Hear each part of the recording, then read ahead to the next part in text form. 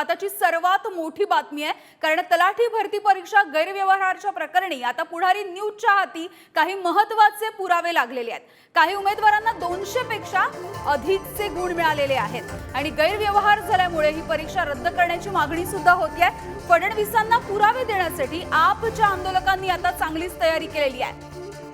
कालच फडणवीसांनी या प्रकरणामध्ये गैरव्यवहार झाले असतील तर पुरावे सादर करा असं सुद्धा सांगितलं होतं, आव्हान दिलेलं होतं आणि यानंतर पुढारी न्यूजवर गैरव्यवहाराचे पुरावे लाईव्ह आता सादर केले जाणार आहेत। आताची महत्त्वाची बातमी आपण बघतोय, तलाठी परीक्षेमध्ये गैरव्यवहार झालेला होता आणि यामध्ये 200 पेक्षा अधिक गुण मिळालेले होते।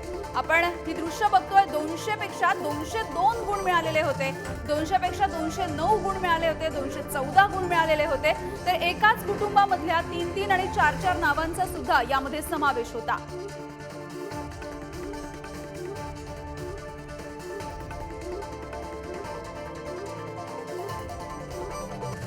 आणि या सगळ्याविषयी बोलूयात। एमपीएससी आंदोलक तुषार देशमुख सध्या आपल्यासोबत जोडले गेलेले आहेत। तुषारजी, खरं तर कालच देवेंद्र फडणवीसांनी याबद्दल आव्हान केलेलं होतं की जर अशा पद्धतीचा गैरव्यवहार आढळला असेल तर त्याबद्दलचे पुरावे सादर करा असं त्यांनी म्हटलं होतं। काय काय नेमके पुरावे तुमच्याकडे आहेत?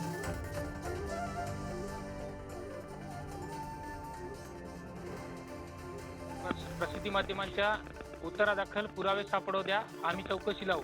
तर त्यांना माझं एक विनंती आहे की तेच परीक्षा त्यांच्याकडेच ह्या यंत्रणा आहेत, ऑनलाईन परीक्षेचे सर्व सीसीटीव्ही फुटेज संबंधित परीक्षा केंद्राकडून घेणे। मागील काळामध्ये जलसंपदा DMER या परीक्षेत गणेश गुसिंगे नावाचा जो आरोपी सापडला होता, तो आरोपी ह्याही तलाठी परीक्षेत पुन्हा तब्बल जवळपास 196 गुण घेऊन या परीक्षेमध्ये त्याची द्वितीय जी प्रत निकालाची आली आहे आन्सर की, त्यामध्ये त्याचं नाव समाविष्ट आहे, त्याच्या नातेवाईकाचं। असे असताना पुरावे मागण्याची ही भाषा कुठली आहे? SIT स्थापन करून त्याबाबत सखोल चौकशी करून संबंधित गुन्हेगारांचा शोध घेण्यात यावा।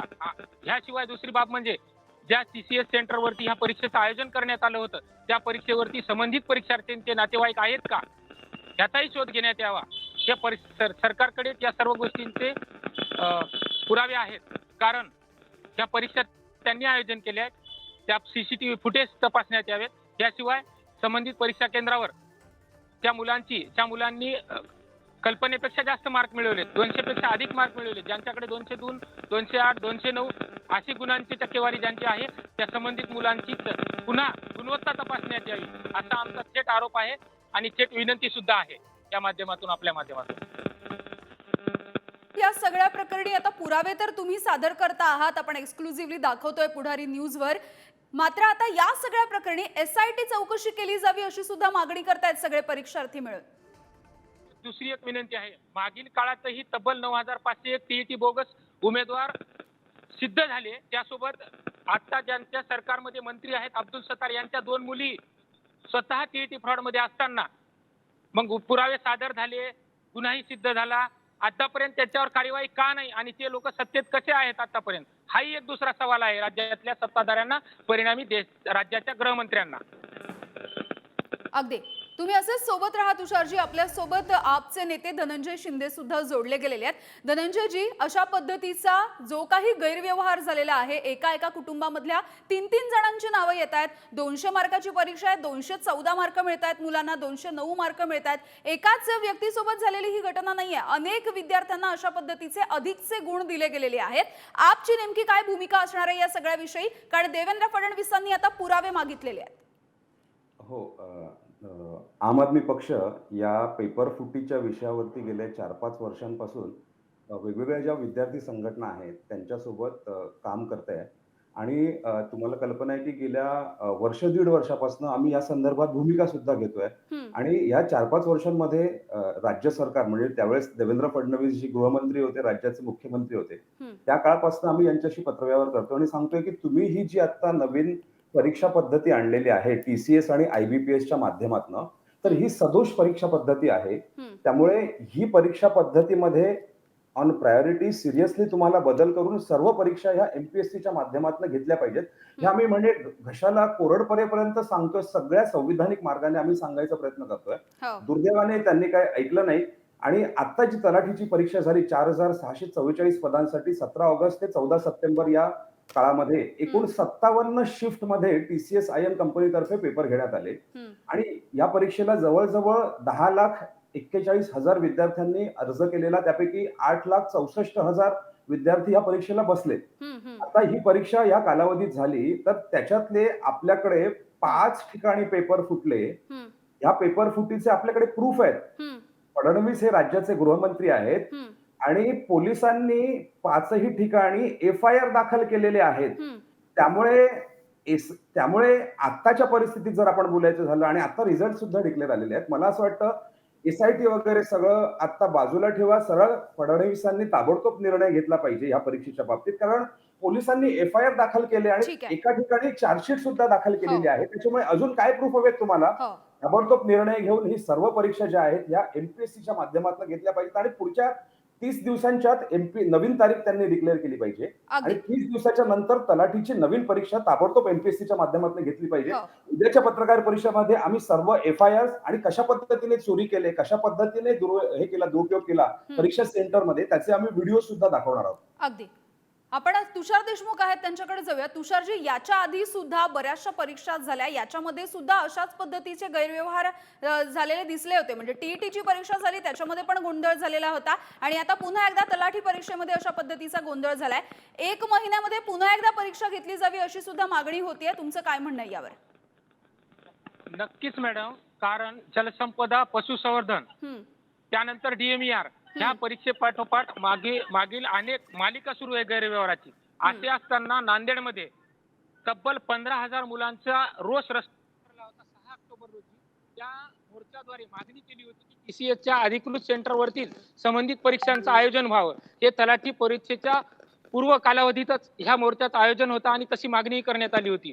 परंतु राज्य सरकारने कुठलीही दखल घेतली नाही. अगदी स्थानिक स्तरावरून राज्य स्तरापर्यंत परीक्षा सेंटरवर, अधिकृत सेंटरवरती परीक्षेचं आयोजन करण्यात यावं ह्या मागणीबाबत पाठपुरावा करण्यात आला. अगदी रस्त्यावरती मुलं उतरली मोर्चाद्वारे, आंदोलनाद्वारे, पण सरकारने त्याबाबत कुठलंही ठोस उपाययोजना केल्या नाहीत. आणि दुसरी बाब मागील काळात अनेक आरोपी, अर्थातच एक उदाहरण दाखल द्यायचं झालं तर गणेश गुसेंगे नावाचा जो विद्यार्थी होता, जो परीक्षार्थी होता, तो नाशिकच्या परीक्षा केंद्रावरती, त्यानंतर संभाजीनगर परीक्षा केंद्रावरती त्याच्यावरती FIR दाखल आहेत. पोलीस तपासामध्ये त्याच्यावर गुन्हेही नोंद आहेत. ठीक आहे. असे आरोपी वारंवार परीक्षेत वेळोवेळी येणाऱ्या परीक्षांमध्ये जर सापडत असतील आणि राज्याचे राज्यकर्ते, संबंधित धोरणात्मक पदावर बसलेले राज्यकर्ते जर पुरावे देण्याची भाषा करत असतील तर खरंच ही दुर्दैवाची गोष्ट आहे. आणि वेळोवेळी विद्यार्थ्यांकडून राजस्थान, मध्य प्रदेश या धर्तीवर पेपर फुटीवर कडक कायदा करण्याची मागणी करण्यात आली आहे. तरी तुम्ही ज्या पद्धतीने म्हणताय हे सगळे पुरावे जे आपण एक्सक्लुझिव्हली दाखवतोय, त्यामुळे MPSC मधले आंदोलक असतील, हे सगळे विद्यार्थी असतील किंवा मग आम आदमी पक्ष असेल, हे सगळे जण आता तयारी करत आहेत फडणवीसांना हे सगळे पुरावे सादर करण्यासाठी. त्यामुळे फडणवीसांची आता या नंतरची भूमिका नेमकी काय असणार आहे, कारवाई होणार का, हे बघणं सुद्धा महत्त्वाचं असेल. तुमच्या दोघांचे सुद्धा धन्यवाद. आणि या गैरव्यवहाराच्या प्रकरणी सत्यजित तांबे यांनी सुद्धा नाराजी व्यक्त केलेली होती. तर विखे पाटील आणि संजय राऊत यांनी नेमके काय म्हटलंय बघूयात. मुलाला, एखाद्या परीक्षार्थीला 10 दिवसापूर्वी झालेल्या दुसऱ्या परीक्षेमध्ये तो फेल होतो आणि या तलाठीच्या परीक्षेमध्ये तो राज्यामध्ये टॉपर होतो. काही लोकांना तर 200 मार्काच्या पेपरमध्ये 214 मार्क पडलेले दिसून आलेले आहे. आणि म्हणून हे जे प्रकार वारंवार घडताना आपण राज्यामध्ये पाहतोय. सरकारी नोकर भरतीच्या बाबतीमध्ये नवनवीन तंत्रज्ञान आणून परीक्षा घेण्याचा प्रकार राज्य शासनाच्या माध्यमातून, MPSCच्या माध्यमातून केला जातो.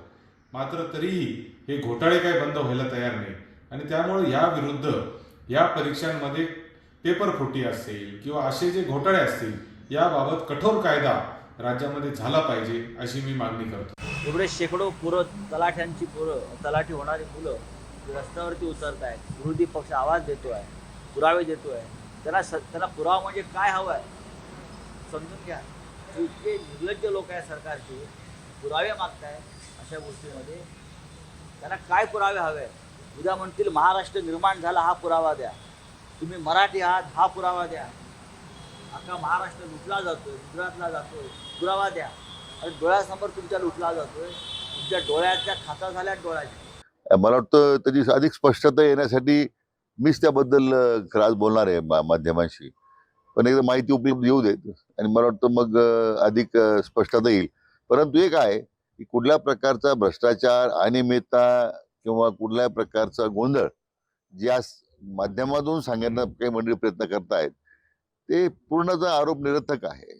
मला वाटतं त्यांच्या स्वतःवरच झालेल्या आरोपातून ते त्या आरोपातून सुटका करून घेण्यासाठी आज दुसऱ्यावर हे खरं ते बेतल आरोप करतात. तर उपमुख्यमंत्री देवेंद्र फडणवीस यांनी या प्रकरणामधले पुरावे सादर करण्याचं आव्हान दिलेलं आहे.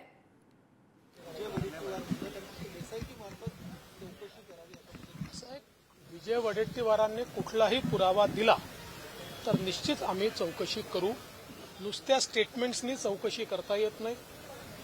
आज इतक्या मोठ्या प्रमाणात महाराष्ट्रामध्ये आम्ही परीक्षा घेतल्या, ट्रान्सपरंट पद्धतीने आम्ही या ठिकाणी पूर्णपणे सगळ्या परीक्षा कंडक्ट केल्या आहेत. पण कुठल्याही परीक्षेत कोणीही जर पुरावा दिला तर ती परीक्षाही रद्द केली जाईल आणि त्याच्यावर कारवाई देखील केली जाईल. त्यामुळे त्यांनी पुरावे द्यावे.